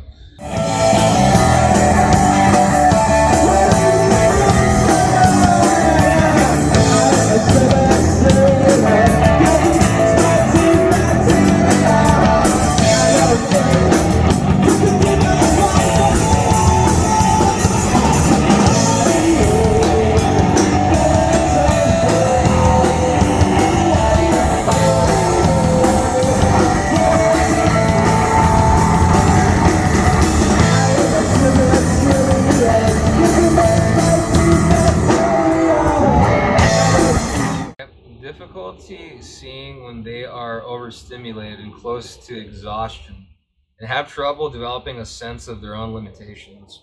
For me, doesn't apply that much anymore, because, like I said, I am a little older. I've had a lot of support and I've had a lot of help. I kind of know when I could challenge myself and when to limit myself. So the way I did that was literally just learning how to calm myself, learning how to step back logically, step back emotionally, and try to view it as best I can to see the situation.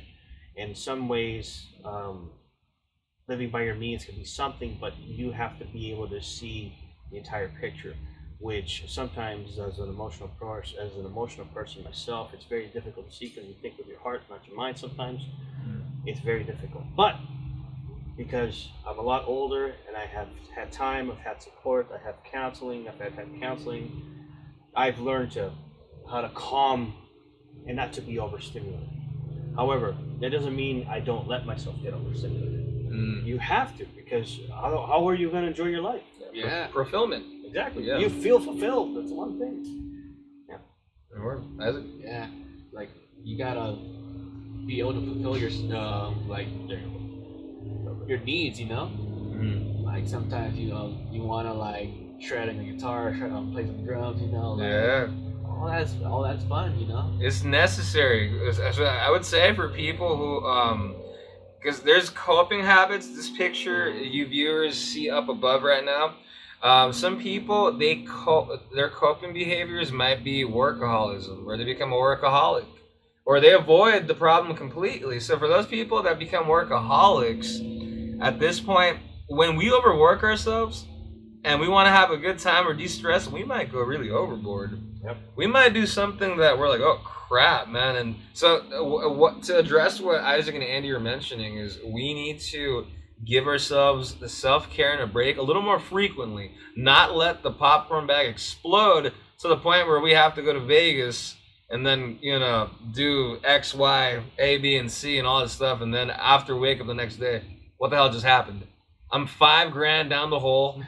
You know, and then I'm missing, you know, you have like the movie The Hangover moment where you did all these things. Exactly. You see a tiger in your bed. You don't even know how it got there. You're talking with various celebrities you didn't even know before. Yeah, You know, they're gonna be crazy, and there's nothing wrong with having a really good time. It's just that you know it needs to be your priorities should be taken care of, and also your priorities not in terms of only your responsibility, but your mental health, like, and your ADHD should be taken care of. Is if you're overworking yourself and no fun or no intrinsic interest. Intrinsic interest is what you like to do, something that doesn't exactly have monetary value, but is instead something you do for the sheer joy of it. If you don't do enough of that, research shows that we can get depressed, we can get saddened, and can lose our motivation in life, and you lose the zest in life. that was me. Like I said, ignoring the music career that I always wanted to do and following the passion, what stimulated me, what fulfilled me, kind of affected me for many years because I wanted to be fully only responsible. I wanted to have a home. I wanted to have a whole family and a stable job and everything. That's not really what I want to be. You know, of course, I'll take care of what I have to do responsibly, but I also want to follow what fulfills me. The thing is that there's nobody who can say yes or no to you, only you. It's only you. You are the only person who can say yes to yourself. Yeah, You're the only person. Yeah, you're the only person who's going to say yes to you. You're the only person who's going to say, I want to be convinced. It's up to you entirely on that one. But don't be afraid of people around you. People around you that can help, like counseling as well. Counseling, they just help you, point you to the right direction, and sometimes to the right emotional node that needs to be picked at the time that you're feeling it. Who knows? Maybe 10 years down the line, you'll be like, oh my goodness, I can't believe I went through that. You know, there you go. Yeah, absolutely, man. It's very tough because at the same time, that doesn't only happen because of being overworked. Some people with ADHD, they just like to be stimulated, man. So they might party it up every day. That's the thing. You know, and then just have too much fun. Yeah, and then what ends up happening is this is like, why do I feel exhausted? And then when you're exhausted, you think you're gonna want to work on organizing your stuff? Absolutely not. No, it's like the chances of that happening are diminished quite greatly. And then, unfortunately, the bills can pile up. Mm-hmm. Other important matters are not being addressed, like your mental health and your family and you know whatnot, or your career. It's just deteriorating. The more you party out, you focus on one thing, the other ones kind of just wear down slowly. Everything starts going slower. Your responsibilities, your family, your spouse, your partner, your friends starts getting lower because you're just amping this one to the max. Mm-hmm. So just imagine like this. It's a classic thing. You look at the floor, and the floor has now become the ceiling. You're looking down at the floor. Oh, wow, I didn't know it was that high. Unbelievable. How do I do it? How do I get down? It's very hard for yourself to come down there. So when people are level-headed, you have to come down off of that. It's a thing. You go back to reflecting.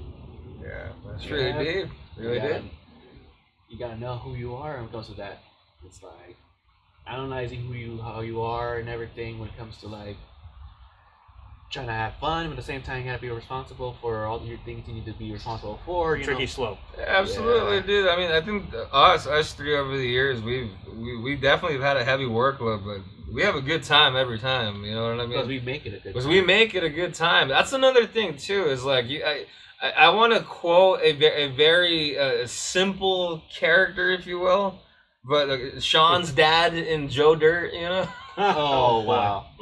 Life's where you make it. Life's what you make it. You know, because you like to see. You know, Joe Dirt misinterprets it.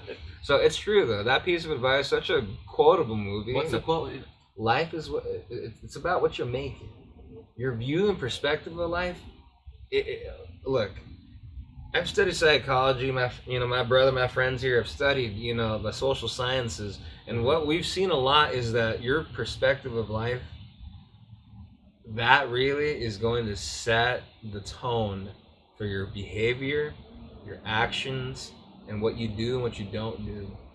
So really take care of that. And if you haven't reflected upon that, reflect upon that. Out of all the forces of the human mind, one of the most empowering ones is how you view yourself. If you view yourself with category A and B and you have to meet those points, you're going to do it. Who we say we are, humans are really good at keeping consistent behavior and habits that make that become who you are. But if who you think you are is causing you detriments in other parts of your life, and is causing you to not grow, maybe it's time to reflect a little on that. We all have to do reflecting. All of us have done reflecting on that. And it's really helpful. It'll make you into a better person.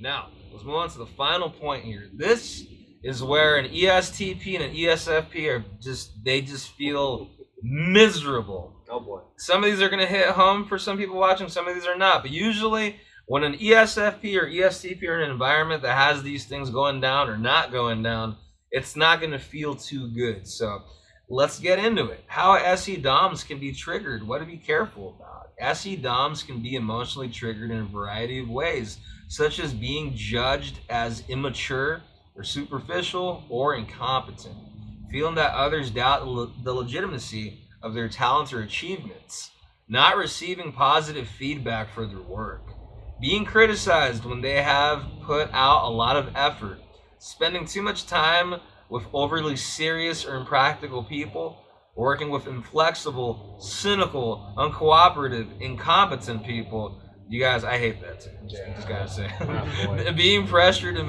to make long-term commitments, being pressured into making decisions that can have a major impact on future developments, feeling as though alternatives or options are being closed off, being forced to work in excessively structured environments, enduring rigid routines or procedural work for long periods, feeling pressure to conform to other people's rules or schedules, tight deadlines or onerous supervision, feeling a lack of stimulation or variety, feeling disorganized or mentally clouded, feeling unable to solve problems quickly and efficiently, being overwhelmed by too many duties or a heavy workload. So out of those, which one have you guys struggled with, and how did you kind of, make peace with it, or how'd you work on it?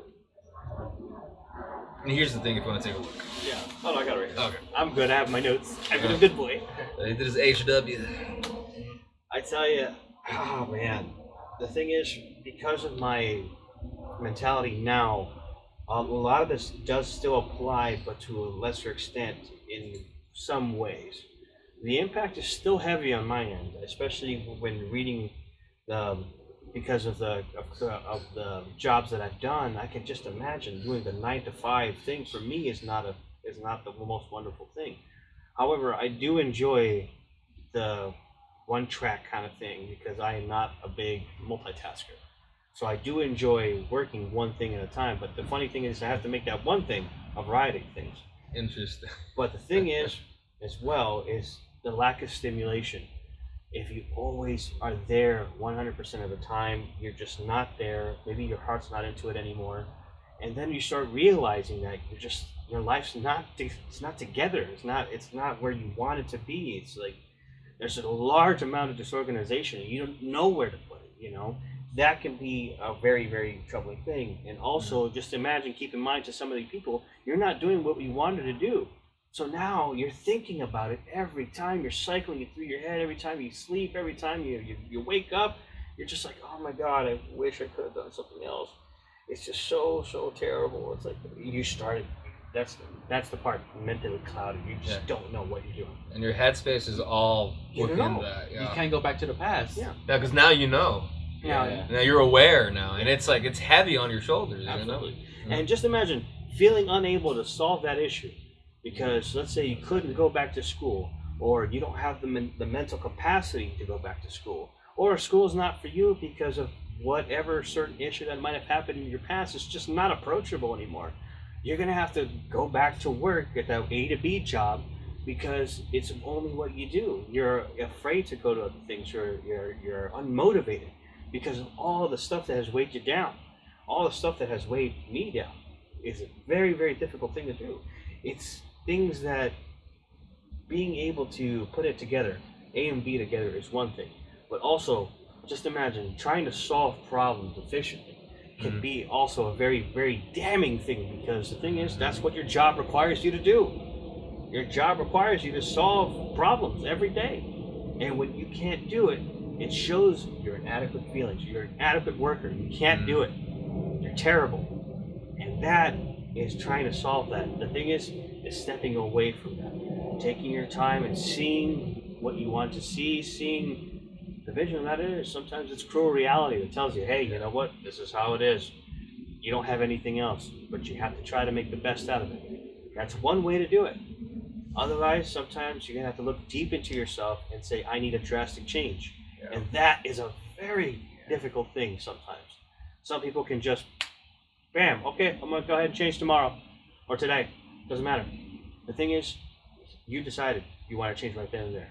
But like I said, it is a battle amongst itself. And that's why I always recommend counseling. It's like, talk to people. Make sure you're putting yourself back together. Put yourself back together how you would like to be seen, how you would like to do, how you would like to live your life. You know? Yeah. Yeah, absolutely. Yeah. Really heartfelt, man. Definitely. Yeah. There was a point about credibility in there. Yeah, credibility. Yeah, go over it. There's places I've been, like, we say, for example, like doing comedy shows or doing like some like rock shows, anything like that. Yeah. And, you know, no one knows who I am. No one knows who you are. Nobody cares. No one cares. Right. Exactly, yeah.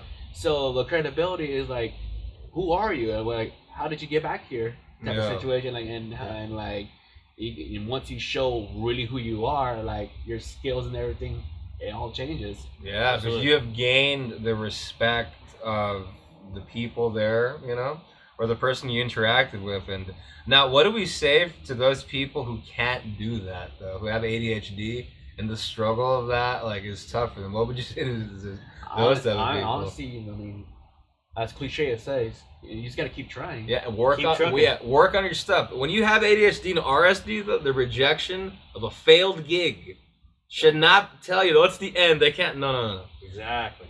Find out what it is that you did wrong or what you can do. With Isaac's example, comedic timing, it's just like musical timing. You need to know how to pace it, how to space it, and how to pace the joke and the timing of the joke, the smirk you give the audience. All that stuff matters. It's a system, just like anything else. If you've worked on something, you haven't done a good job, find out what is it in the system I didn't do too good and start working on it so that way you can improve. But work on yourself to not catastrophize yourself. That if it didn't work once, it's going to fail every time. Don't set yourself up for failure. Yeah, there you go. If you fail, the thing is, do not be afraid to fail. As a musician, as a psychologist as well, as a future comedian and a creative monster this man is, the thing is, we have learned it's okay to fail. Yeah, absolutely. Because the thing is, we learn from those failures. It's okay to bomb. What is it going to be, the end of the world just because you lost money? Guess what? You can always get it back. That's how you got there in the first place. You have to know it's okay to fail, because that's how you build succession. Yeah, absolutely, you guys. And also with the ADHD too, once we get help for the ADHD, we have to realize that a lot of stuff that was hard for us before isn't going to be as hard. So when when we have an activity coming up that has been difficult for us for the last 20 or something years, where we maybe weren't addressing the ADHD, the neurochemistry problems, what's going to happen is our brain is still going to interpret that the event is going to take as long or be as hard as it was when we weren't addressing or helping out the condition. Yeah.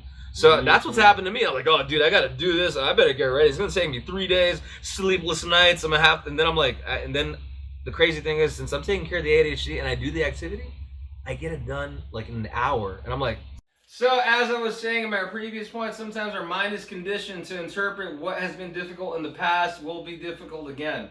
Not true. If you take care of it, take care of the ADHD, that's not going to be an issue.